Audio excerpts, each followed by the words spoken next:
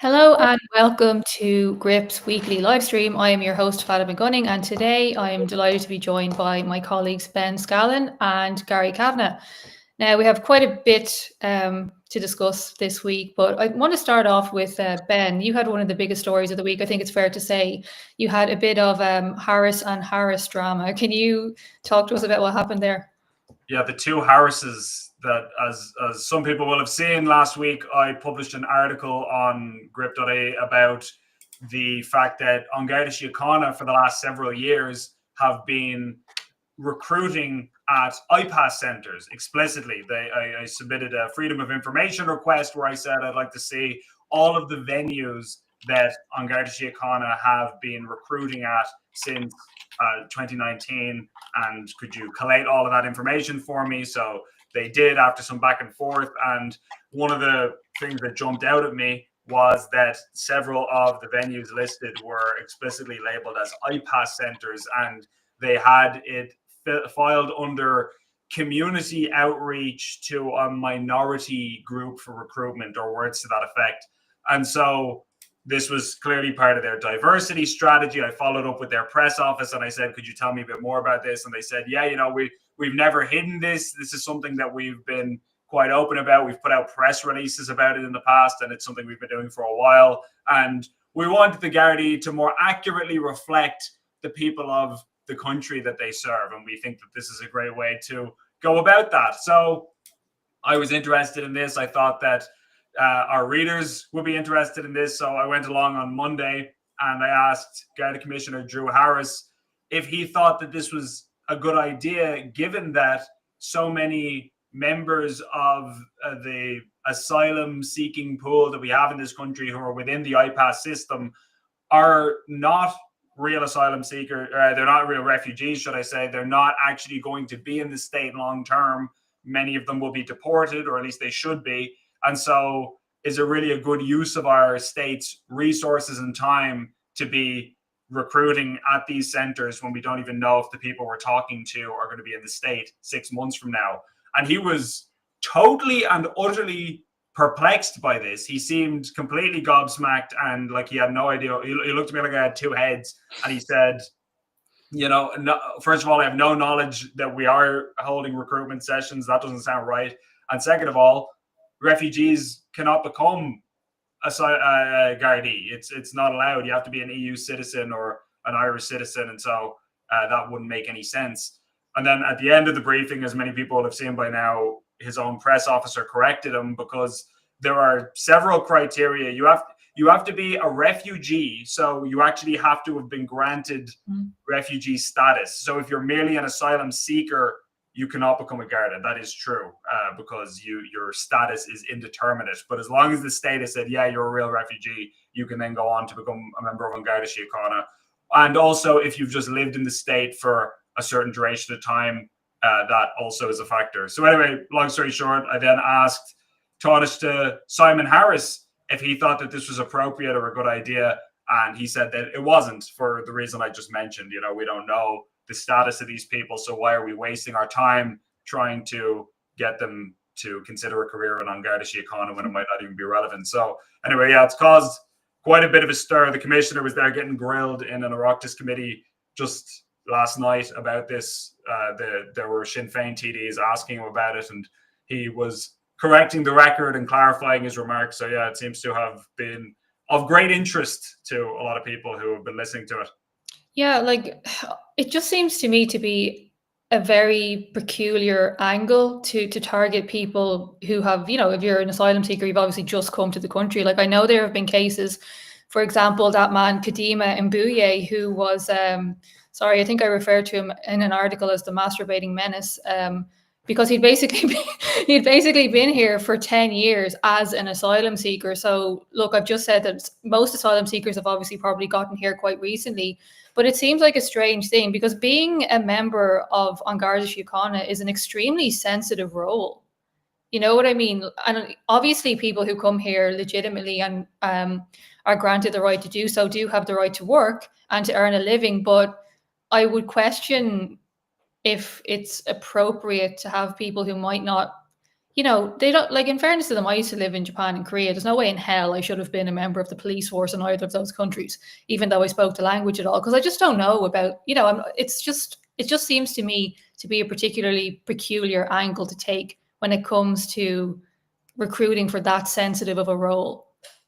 I'm wondering what you think about this, Gary, because one of the arguments that the Gardaí made, to their credit, was that the full vetting still applies, and that if somebody applies to join on Garda Síochána, whether they're a refugee or an Irish person or whoever, they are still vetted. They look into the person's background and so on to make sure that they're of good character. But I would be dubious that they would be able to do adequate vetting of people who are refugees, who come from some war-torn third world country. What kind of real vetting can you do on that earlier part of their life? I'm not sure that that's adequate, but maybe I'm wrong. Maybe they have some mechanism for accounting for that. I don't know if you have any thoughts on that. Well, I think that really depends on how they handle things internally. And one of the problems we've had with the guards in relation to this kind of stuff is the guards are largely immune from FOI responses or requests. So it's very difficult to figure out exactly how the guards are actually doing these things internally. But as you said, you would expect there would be sometimes extreme difficulties with figuring out, is this person who they say they are? Where did they come from exactly? And how the guards are doing there. And that makes me wonder, you know, to what extent is this basically just a PR and a DEI exercise that no one actually gets through because they can't pass the vetting? Or to what extent are these people actually going into the system? But I think that there's kind of two underlying things that I think are quite important here. One is that when we talk about asylum seekers and people coming to Ireland, and it seems like the majority of people who come to Ireland are economic migrants. And without making any kind of moral judgment on that, they're people who are coming here for financial reasons. And one of the things this government, or the previous government in its wisdom, did was made it substantially easier for asylum seekers who are still being processed to apply to work in this country. I think they reduced it down to, you can apply for the right to work after 5 months, rather than having to get through the entire process. And that's obviously going to be a draw on people. So I think this stuff all kind of ties into that, where it kind of ties to a promotion of effectively false asylum seekers.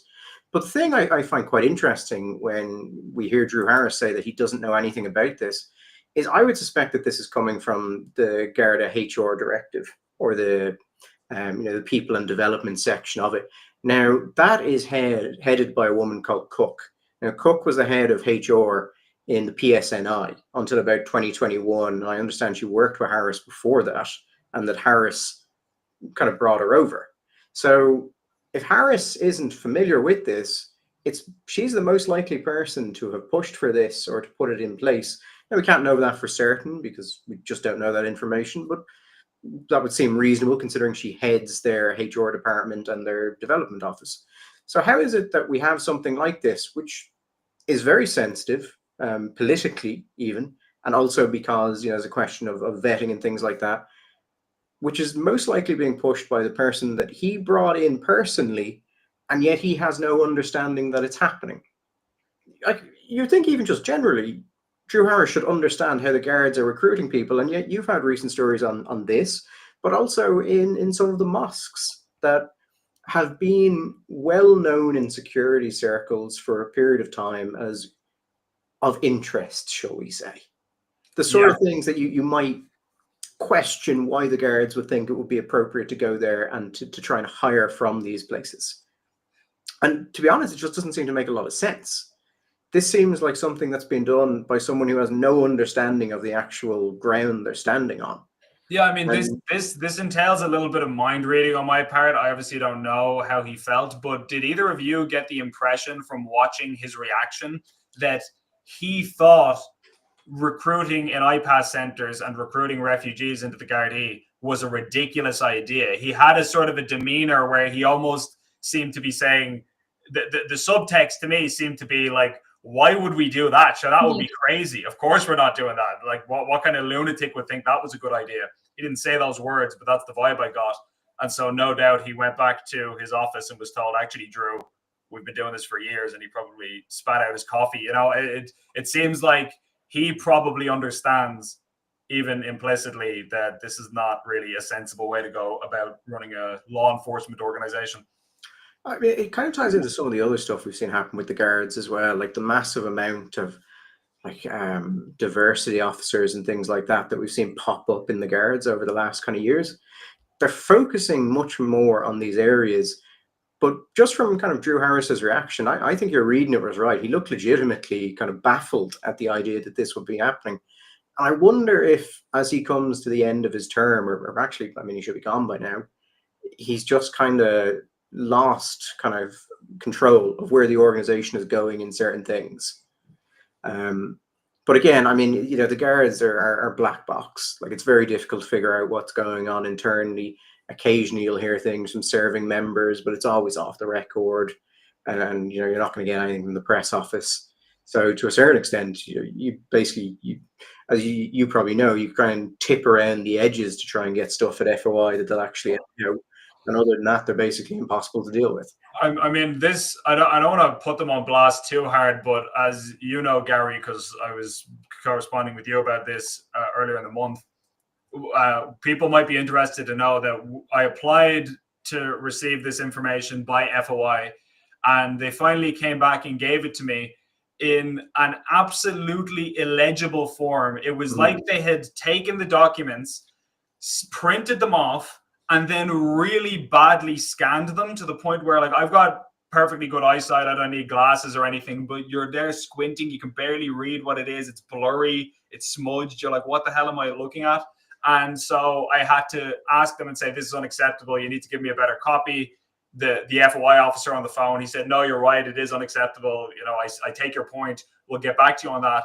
And then it was weeks I was waiting to get the actual legible copy to even be able to do the story in the first place, which is technically in breach of the rules, because you're supposed to give me the documentation within a certain time frame, and giving it to me in a form that I can't consume.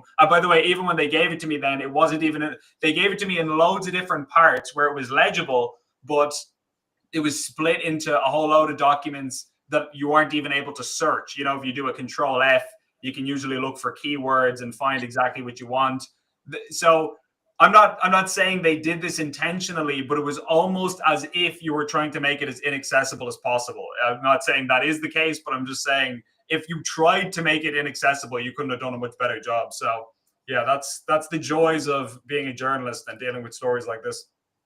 Yeah, I mean, you're right about that. And I remember you sending me over a document and me just going, that's absolutely unacceptable. Get them, you know, we get them to fix this. But I have in general actually had fairly good relationships with the Garda FOI people. The only problem with them is there's just a lot of places where they're like, no, you can't have anything on that. But I suppose one of the kind of interesting things that comes off this, and you were kind of bringing up the point of, are there security concerns with vetting these people? I think you could also ask the question of, when you have people coming into the Guards who are foreign nationals and have only just moved to this country and have unknown links back to their home states, is that a security issue? Like, is there a concern then that these people are going to be given sensitive information or have access to sensitive information, and that we should actually be concerned about that? And I suppose that's a roundabout way of saying, should we be concerned about the amount of high-level people who have come in from other countries into the Guards? I mean, you have Joe Harris famously from the PSNI, Cook is from the PSNI, the Deputy Commissioner, Shauna Coxon, she's from Toronto, I think. And that's not all of them, that's just the ones who come to mind. And you would think there are some legitimate security questions there, not to cast any aspersions on those people, but just with the general concept that you can bring in people who are not historically tied to the Irish police force or the Irish nation and give them access to the highest levels of sensitive information. And that is not an issue, but nearly unquestionable. Yeah, really the only, I can think of a handful of politicians we had who had the courage to point out that it was kind of ridiculous that we would appoint such a senior a figure as a non-national. But yeah, no, it was not really something that people wanted to bring up, because, as you say, you don't want to cast aspersions on any individuals. You don't know.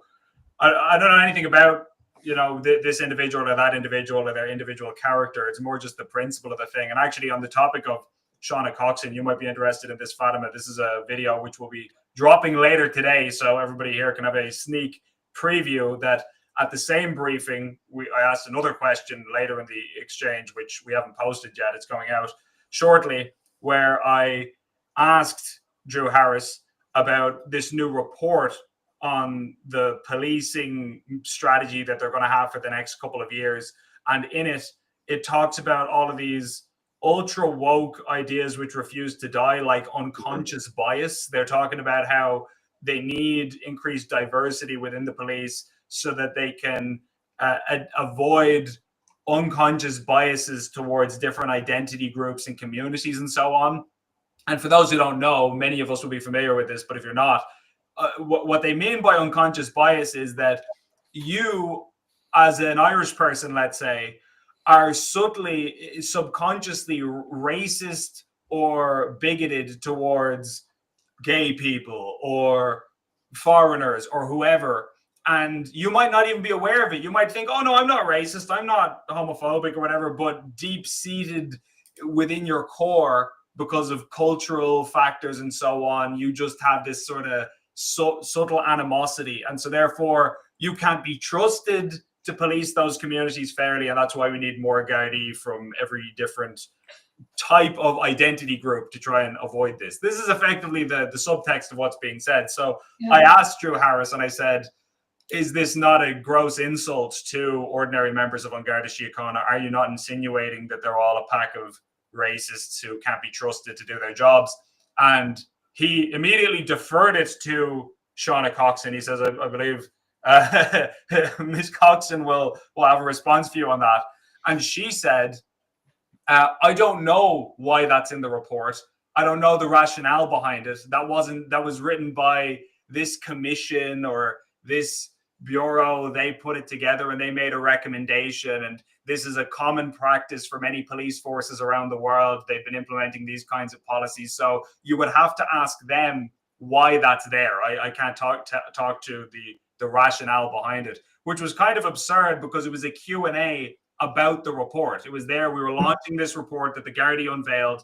And they said, if you have any questions as members of the media, you can ask us and we'll be happy to answer it. And then I asked her, she goes, what the hell are you asking me for? Ask them. So, but the whole idea seems to me to be quite ridiculous, because the whole point of application of the law is that it's colourless. So yeah. I understand completely. Look, I'm in the courts a lot, and a lot of people coming before the courts do require interpreters because their English level isn't such that they can understand the charges against them. But, you know, if for the law to be applied, it doesn't need to have, like, it doesn't need to wear a turban. It doesn't need to, you know what I mean? It's like the law is the law. It doesn't matter where you're from. It doesn't matter what religion you are. If you're in Ireland, you are subject to Irish laws as they are written on the statute books. That's the end of the story. I think one thing, actually, unconscious bias training particularly, they're right that this has become increasingly kind of prevalent. Although I would say actually more 5 years ago than now, because initially it was sold as this, basically your people are racist and they don't know they're racist, so they have to be deprogrammed. And then when they started looking into it more, most of the research found that it actually did nothing to improve things. And there's some really interesting research that actually says it takes people who aren't racist and makes them kind of racist. Because now all of their interactions with people of different colors and cultures, they feed through this kind of prism of, am I being racist? And then they start treating those people differently. So it turns up a lot in state board reports that we see, where it'd be recommended for some NGO or some state board or something. And I always just send them the same question of, what research do you have that this will make things better? And are you aware of the research that says it may actually make your people more racist? And no one ever does any work on it. They just unthinkingly put it in because there's a certain strain of thought that says this is popular and therefore good. Like it's a good thing. And we don't need to ask about what it's actually doing. I think one of the other stories that, Ben, you were going to discuss with us is the circumstances around the Carlow shooting incident. Yeah, that's a relatively new development now, only in the last few hours. Last night there was an Oireachtas committee meeting, and obviously many of us are familiar with the tragedy that happened in Carlow a couple of weeks ago now, where a young man went into a shopping center, opened fire with a gun before ultimately his own life was ended, and nobody else was hurt. I think a young girl tripped and has sustained a very minor injury in the panic as everybody was fleeing the scene because shots were being fired, but nobody but him was hit in the process. And so the Garda Commissioner Drew Harris was there, and he was talking about this. I'm wondering, Gary, you might be more across the fine details of exactly what was said. I don't want to misquote anybody. Yeah, so what we had was Alan Kelly, whose sources inside the Gardaí have historically been absolutely top tier. Some of the stuff he's managed to raise in the Oireachtas about the conduct of higher ups in the Gardaí or certain operations. He certainly has some people who are very deeply involved in the Gardaí who are comfortable talking to him about these things. So Drew Harris was in the Oireachtas, and basically Alan Kelly started asking questions about this young man and where exactly he got that gun, or where he had gotten the guns. So you might have mentioned this, Ben, but I missed it. He was in this chap, Evan Fitzgerald, was in court last year on firearm offences, and Alan Kelly was basically questioning. It looked like the chap had tried to buy guns on the dark web and had gotten guns. And Alan Kelly basically said, did the guards provide him with those guns? And it was a very clear line of questioning of basically had the guards in order, for some reason, basically armed this guy and then charged him with the offence. And the commissioner was extremely uncomfortable with that line of questioning because anything like that, there's always a question of, well, is this fair? Is this entrapment, basically? But this sort of thing does happen. It usually happens in relation to organized crime, anti-terrorism motives. But in this case, the guy doesn't seem to, or at least we don't know, he has any connection to those things. To be honest, he just seems like, maybe he was a bit weird or had kind of a focus on firearms.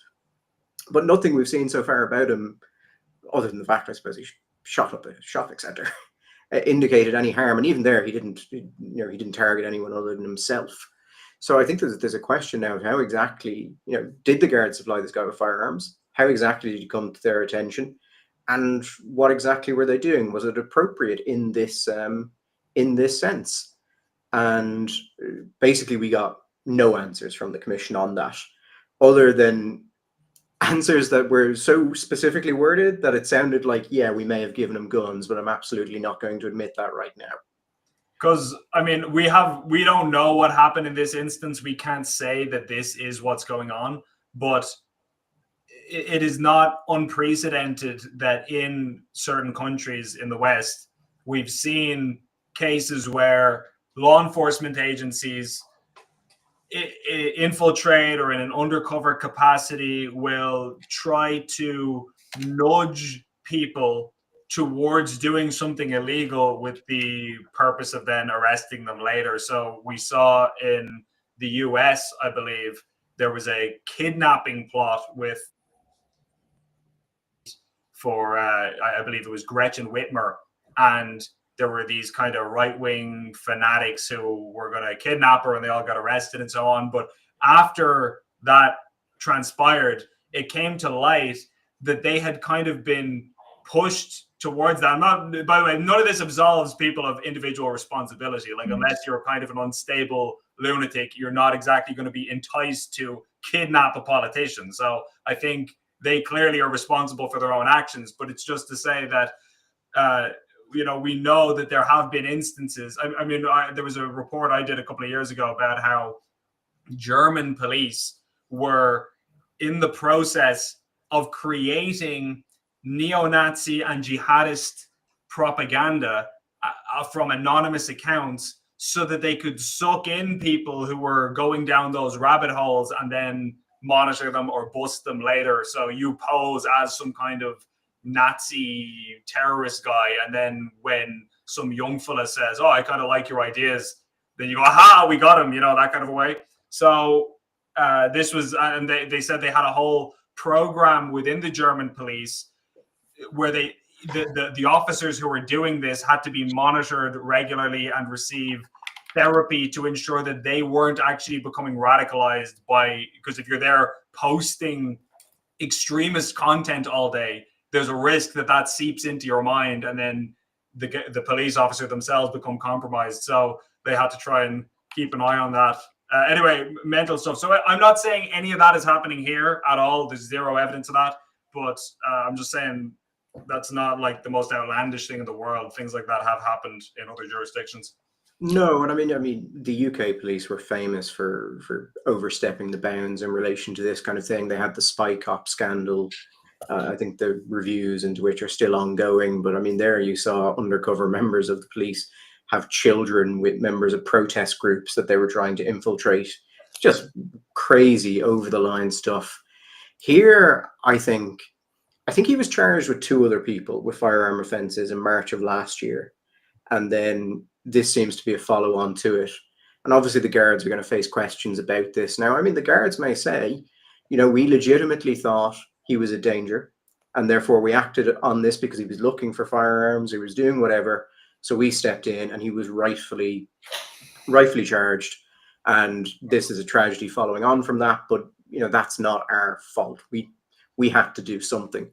Where I think they may run into trouble there is, my understanding is that when Fitzgerald went for bail on those firearm offences, the guards did not push back against it and said they had no issue with bail. So if he's dangerous enough that you have to do something like this, why is he not so dangerous that he should be kept off the streets? And it seems like it's just a very strange case. But I would suspect Kelly won't drop this. And as I said, Kelly's sources within the guards tend to be extremely solid. And the mere fact that someone leaked this to Kelly would probably indicate that there may have been internal concerns about this and about whether or not it was appropriate. But we'll see. It may come out that it was entirely fine. I will say one thing I found particularly interesting myself is there has been a review of this from the body that replaced GSOC. And FISRU, yeah. And that review has already been completed. Now, this is a new body, so maybe it works differently than GSOC. GSOC did not get things done in a couple of weeks. Yeah. Particularly where there was complicated questions, or this question, even if this was entirely appropriate, but he was given guns by the guards, there's going to be a lot of necessity to look at how that happened, the policies in place. And yet, they've come back within weeks and said, actually, there's no case to answer here at all. And I think Kelly himself has said that's it. Like, these things can take years. How did this one get done in 2 weeks? Yeah. There's one other topic I'd like to bring in, if I may, and that is there's a bill coming before the Seanad this week. It's called Call It What It Is. And if you haven't heard about that, it is a group of activists spearheaded by Senator Eileen Flynn, who are campaigning to have the term child pornography removed from the Child Trafficking and Sexual Exploitation Act. And I was speaking to Dr. Maggie Brennan, who is a DCU academic and has done over 20 years of work with preventative measures in relation to child sex abuse material, which, I spoke to her last Friday, and it was probably one of the most horrible, but also one of the most important conversations I've ever had in my life. Because she told me, and if anyone wants more details, that report is on Gript. I published it last Friday after I spoke to her. But within her advocacy, she says that referring to images of children being sexually abused as child pornography creates a false sense of equivalence with adult content, which, obviously is not always consensual. But I think there is that expectation that when you're consuming pornography that features adults, that it is like a consensual act, which can never be the case where a child is involved. So that is coming before the Seanad, I believe, today. And I have seen a lot of stir online where, I think there is a bit of disgust in general at images of children sometimes, being raped until they die, being referred to as pornography. I mean, I I get the intention behind these sort of things. I think the people fundamentally have good intentions. I think they're all like quite misguided for a couple of reasons. One, because that's what people call it. You can't legislate the average person to say, well, it's actually child sexual abuse material. That's not going to happen. And that language is already used in a lot of official publications anyway, because they've bought kind of that reasoning for it. But I think also when we talk about some comparison to adult pornography, it is actually kind of important to remember that this material is produced for a reason. Like calling it child sexual abuse material kind of removes the actual reason this exists and the financial and commercial and sexual interest behind it, which is for sexual gratification. It's designed as pornography. So I think this is one of those well-meaning things which actually strips a lot of the negativity from it. It should be considered pornography because that's what it's created for a very particular subsect of people who find it sexually engaging. I mean, I don't think we should dress that up. I think that's what it is, and it should be treated like that. And that doesn't mean, I don't share this concern that it stigmatizes adult pornography. I think it's pretty horrifying when you realize the scale of some of this stuff, in the sense that there was recently a Europol operation that took place internationally. Europol coordinated, obviously, local domestic law enforcement agencies were the ones primarily with the boots on the ground, but it was to bust a major international child pornography hub on the dark web, which is basically I forget the exact figures off the top of my head, but we have an article about it on Gript if people want to take a look. That they had thousands of videos, unique videos, and thousands of hours of content. And this site, in terms of its traffic, had millions of users. Like there was a huge demand for it. And obviously we all know there's sick people. We all know there's reprehensible monsters and sickos in the world.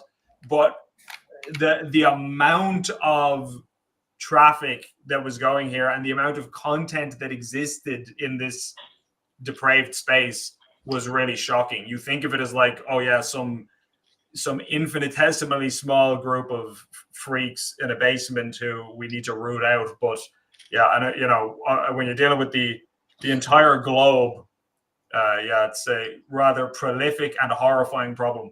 I mean, forget about the entire globe. I mean, when I was speaking to Dr. Brennan, she said that in the course of her work, she had access to law enforcement tools, which basically shows you a map of the IP addresses where child sex abuse material is actively being downloaded at that specific moment in time.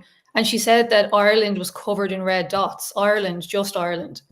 And just to address what you said there, Gary, she told me that the survivors of this kind of abuse that she has worked with feel uncomfortable with the term pornography being used to describe it. And one of the other points she made was that, and this is true because I've seen this happen in person, that when judges are presiding over cases where somebody is found in possession of child sex abuse material, for example, there was a case recently where a man was given a suspended sentence, and the content that he was consuming was described as, a teenage girl engaging in a sex act with an adult male. And that just tells me nothing. Mm-hmm. That tells the judge nothing.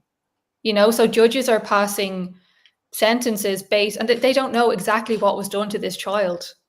Mm-hmm. I think that's, I think it's very legitimate to call attention to that issue. Yeah, I mean, that part of it, I think, is actually kind of a separate issue, though.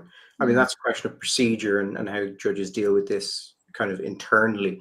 On how people who have been sexually abused feel about it, frankly, I'm not sure there's a way of describing this as they're going to make them feel terribly comfortable with it. And I think,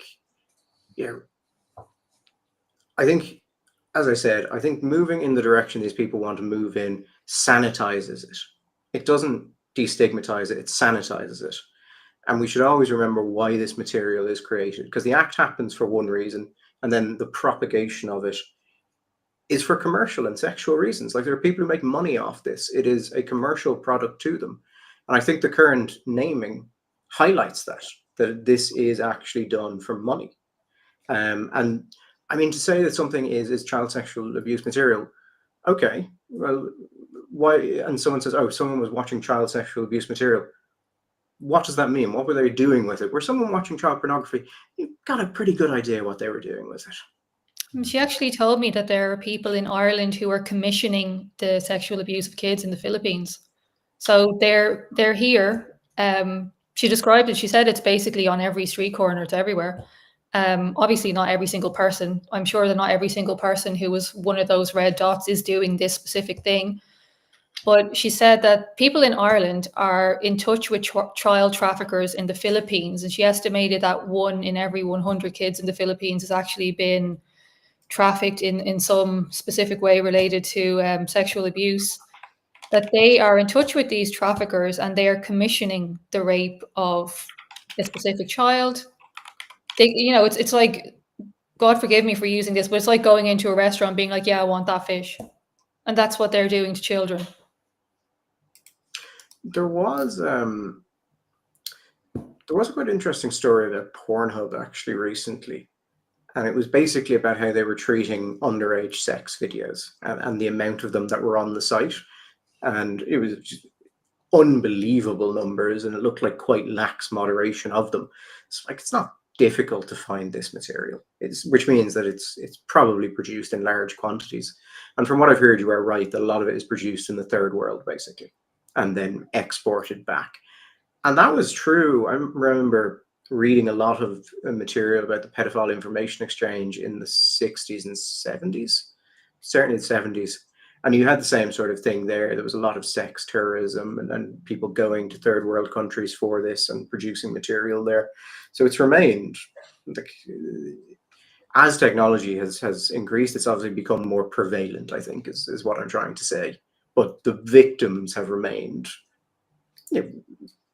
usually children who are don't have parents or are in vulnerable situations and can basically be easily taken advantage of. That's it. That's why it's probably not a great thing that TUSLA keeps losing those children. Losing children, not a great idea. The vast majority of whom are international protection applicants who are unaccompanied, which is another element to this that you would think.